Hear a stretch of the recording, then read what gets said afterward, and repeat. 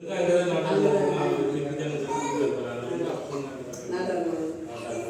எங்கேருந்து வந்திருக்காங்கன்னா நம்ம நாட்டாரமங்கலத்தில் வந்து தள்ளுவண்டியில் வந்து பானிபூரி கடை வச்சுருக்காங்க.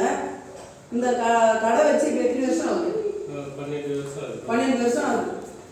கல்யாணம் ஆகி எத்தனை வருஷம் ஆகுது? 5 வருஷம். கல்யாணம் ஆகி 15 வருஷம் ஆகுது. இப்போ மகனுக்கு எத்தனை வருஷம் ஆகுது? 2 வயசு. கோயிலுக்கு வந்து போய் இப்போ எத்தனை வருஷம் ஆகுது?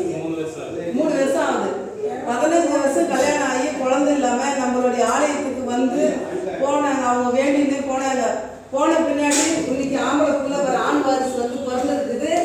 அந்த குழந்தை பிறந்தா நல்ல முறையா அம்மாளுக்கு அன்னதானத்துக்காக அரிசி கொண்டாந்து கொடுக்குறேன்னு சொல்லிட்டு வேண்டின்னு போனாங்க. அவங்க அம்மா என்னம்மா வேண்டின்னு போன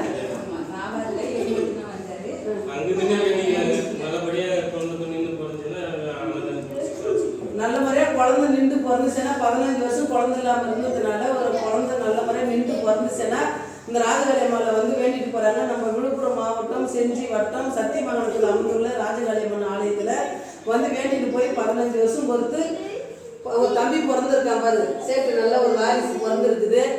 அவருக்கு அன்னதானத்துக்காக அரிசி கொண்டாந்து கொடுக்குறாங்க.